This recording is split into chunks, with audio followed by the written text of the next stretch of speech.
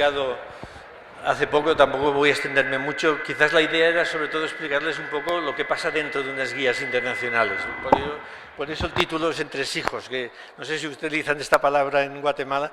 En España un entresijo es la parte interna, lo que no se ve, lo que está detrás de los trucos que se ven dentro, y puede ser interesante para que ustedes entiendan un poco cómo se hacen unas guías internacionales, ¿no?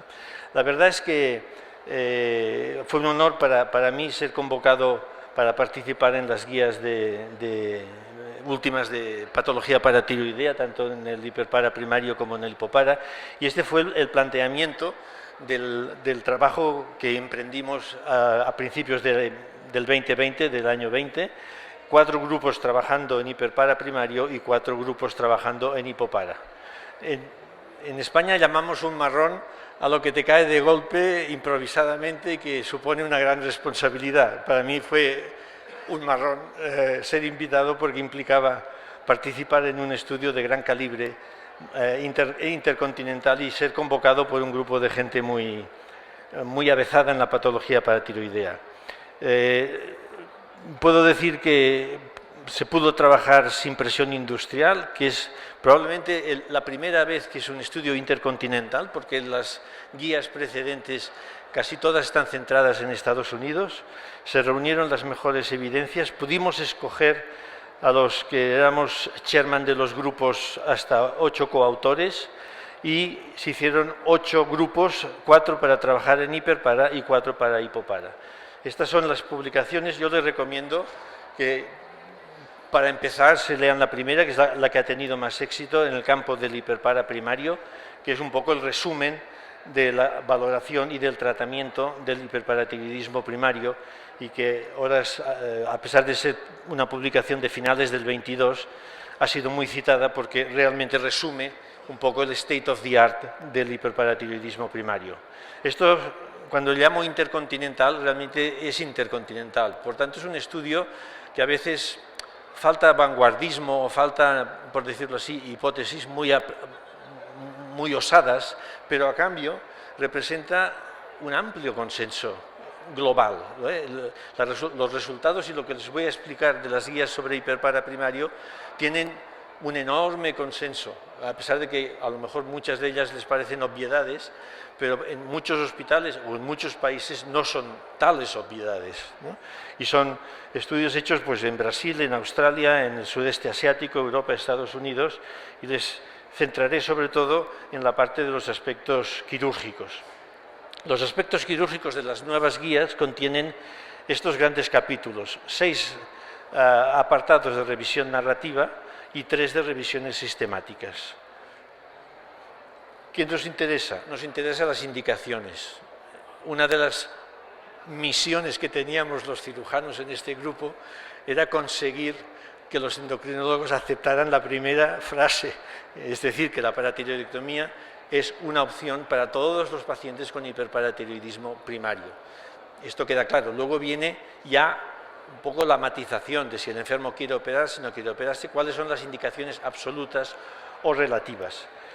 Si no hay contraindicaciones, sí que deben operarse, en caso de que el paciente dude, aquellos enfermos con hipercalcemia superior a 11,2, que tengan fractura ósea o bien una osteoporosis en cualquier sitio, afectación renal, los jóvenes, y no está recomendada por uno de los temas que ahora pues van apareciendo trabajos sobre el tema basados en síntomas cognitivos como pérdida de memoria o insomnio, calidad de vida o índices cardiovasculares. En general, el panel entiende que estas indicaciones no clásicas del hiperpara hoy en día no deberían ser aún motivo de indicación absoluta de cirugía. Definimos las intervenciones, porque hasta ahora no había consenso sobre cómo definir las diferentes intervenciones que se pueden hacer para abordar el hiperpara primario. La primera, la más frecuente, es la selectiva. Nosotros fuimos bastante insistentes en el nombre de selectivo, más que targeted o focus, que es más anglosajón, que es mínimamente invasiva y de preferencia de abordaje lateral.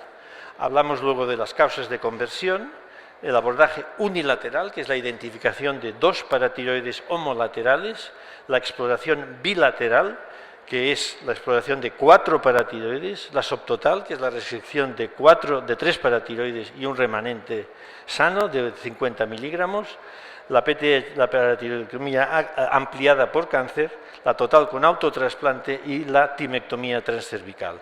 En el texto de las guías están bien definidas las diferentes intervenciones con sus indicaciones. En estos momentos el consenso global es que un paciente con hiperpara primario que va a cirugía debe tener 2 exploraciones, una funcional y una anatómica. La funcional es el Tecnetios stamibi y la anatómica, la preferible, es la ecografía cervical. Cuando hay concordancia y los 2 test señalan la posición de la paratiroides, es cuando está indicada la paratiroidectomía selectiva. Por tanto, las guías recomiendan que todos los enfermos sean estudiados con 2 exploraciones y sean candidatos a cirugía selectiva en el caso de que las 2 exploraciones sean concordantes para la misma posición. Hay aún ciertas dudas de si hay otros procedimientos más caros que pueden localizar el adenoma cuando no se ha podido localizar con estos sistemas, el PET-colina, el TAC 4D, pero son procedimientos más caros y lo que se dice en las guías es que está por ver si cuando la doble localización es negativa se debe proceder a una exploración bilateral o bien a exploraciones más sofisticadas. La opinión de algunos expertos es que la doble localización negativa debe conducir a una exploración bilateral. ¿Por qué? Porque pueden ser, uno de los motivos de localización negativa es la enfermedad multiglandular. Otra son las posiciones anómalas del adenoma o la posición ectópica, que entonces es incluso más difícil de abordar por un abordaje selectivo.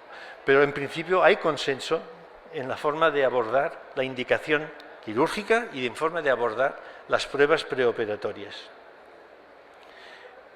Alrededor de 3/4 partes de los casos pueden llegar a ser candidatos a la paratiroidectomía selectiva y tenemos varias maneras de localizar con ultrasonografía y también los cirujanos en quirófano, pues sabemos dónde está el tiroides, dónde está el adenoma, dibujamos el tiroides, dibujamos el adenoma y entramos directos en cirugías de 10, 15, 20 minutos y altamente resolutivas. En general, las incisiones más bajas para las glándulas inferiores y tímicas, las incisiones medianas para las glándulas inferiores altas y la 3 para las altas superiores, incluso más bien las retroesofágicas. La incisión es mínima, la cosmesis es muy buena y en general dentro de la selectiva había más consenso al abordaje lateral que al abordaje central. Un tema controvertido en el estudio de estas guías fue saber si cuando hacemos una paratiroidectomía selectiva hay que utilizar la PTH para saber si baja y que hemos curado al enfermo. ¿Qué utilidad tiene realmente la PTH intraoperatoria?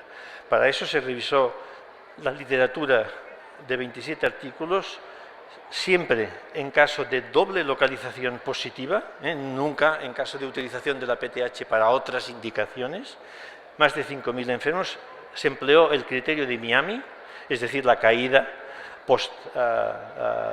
a los 10, inmediatamente postoperatoria y luego a los 10 minutos, la doble localización en todos los casos, y vimos que la curación con intraoperatoria es del 90-100%, que la curación sin PTH intraoperatorio es un rango muy similar, que la conversión apropiada es baja y que en cambio se pueden hacer exploraciones bilaterales innecesarias en un alto porcentaje. La utilización de la intraoperatoria alarga la intervención y supone mayor coste. De manera que, a pesar de las controversias y que dentro del grupo de cirujanos hubo bastante debate, conseguimos frasear el tema de la siguiente manera. El uso de la intraoperatoria quizás se asocie a una reducción mínima de las persistencias a expensas de un coste adicional, prolongación de la intervención y exploraciones contralaterales innecesarias. Su uso rutinario en pacientes con doble localización no es esencial. Este fue el fraseo en el que consensuamos los que redactamos esta parte. Aquí les quería mostrar precisamente mi reticencia al uso de la PTH intraoperatoria, porque publicamos este trabajo sobre dobles adenomas. Son 9 casos, por ejemplo, de falso descenso y 4 casos de descenso apropiado. Fíjense que lo que sucede muchas veces es cuando quitamos un adenoma que tiene un peso muy superior al segundo, la PTH intraoperatoria baja, a pesar de que queda un adenoma en el otro lado o en la segunda glándula. Mientras que en los casos de adenomas más simétricos, la resección del primer adenoma mantiene las PTHs elevadas. Es decir, la falsa caída es un tema que además es el que se supone que tiene que arreglar la PTH intraoperatoria y no lo arregla. Esta es nuestra manera de verlo. De manera que en general, y sobre todo pensando en los costes en un país como el vuestro, nosotros también, por cierto, en este momento yo creo que una buena indicación es más que suficiente para tener éxito en la paratiroidectomía selectiva sin necesidad de utilizar la PTH intraoperatoria. Ya finalmente en la patología multiglandular se aconseja ser muy estricto en la historia clínica, personal y familiar, porque muchos de estos enfermos se diagnostican a veces con una buena historia, sin necesidad de hacer demasiados estudios genéticos que vendrán después, y se defiende la PTH bilateral. En el caso del litio, aún las cosas no están muy claras. Yo no sé si en Guatemala se utiliza mucho el litio en el trastorno bipolar, pero hay datos crecientes de asociación de hiperpara, bocio y insuficiencia renal en pacientes tratados con litio durante más de 10 años. En estos casos, la PTH puede ser útil porque si uno opta por la exploración unilateral o selectiva, corre un alto riesgo de enfermedad multiglandular. Y finalmente, algo que todos los cirujanos que hemos trabajado mucho en paratiroides nos ha interesado siempre, es la disección del ligamento tirotímico. Es una estructura que muchos cirujanos de tiroides ignoran porque no han trabajado en la localización de paratiroides intratímicas, que es muy frecuente. Por ejemplo, en este caso, uno podría pensar, con una localización positiva a la izquierda, que ese nódulo que aparece en el tiroides podría ser el adenoma, cuando en realidad fíjense que el adenoma está en la cabeza del ligamento tirotímico, ¿no? También hacemos mucho énfasis en que en la cirugía del hiperparatiroidismo, sobre todo en la cirugía bilateral y sobre todo en la cirugía multiglandular, es muy importante tener experiencia en la disección del ligamento tirotímico, porque en él se van a encontrar un número no despreciable de paratiroides. Libolsi hizo el resumen de la anatomía patológica, es una patóloga de gran experiencia en patología endocrina, y les aconsejaría que a sus patólogos les aconsejaran precisamente que leyeran la parte de anatomía patológica escrita por Virginia,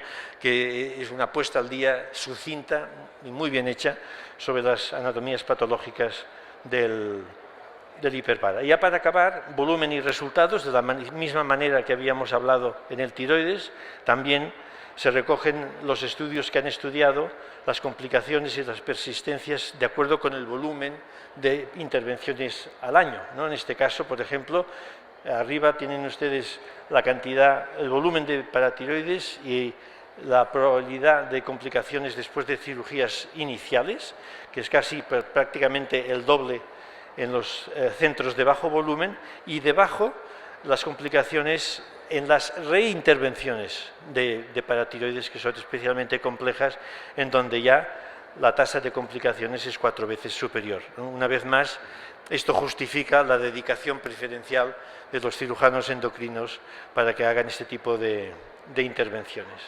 Y por si les interesa pues algún trabajo de investigación o quieren saber hacia dónde se dirige el futuro, acabamos las guías señalando algunos de los temas que quedan abiertos y que serán susceptibles pues, de estudiar en el futuro con nuevos estudios prospectivos.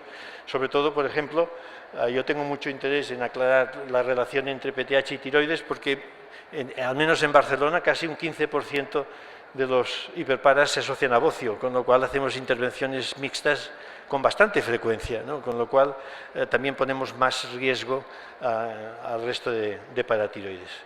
El año que viene celebramos el centenario de la primera paratiroidectomía, que se hizo en Viena en 1925, exactamente el 30 de julio, es decir, que estamos muy cerca del 99 años de la primera paratiroidectomía y supongo que el año que viene pues, se celebrará el centenario de la paratiroides. Aquí tienen a Ivar Sandström, que fue el que descubrió las paratiroides en el hombre, y a Owen, que es el que describió las paratiroides por primera vez en el rinoceronte. Muchas gracias.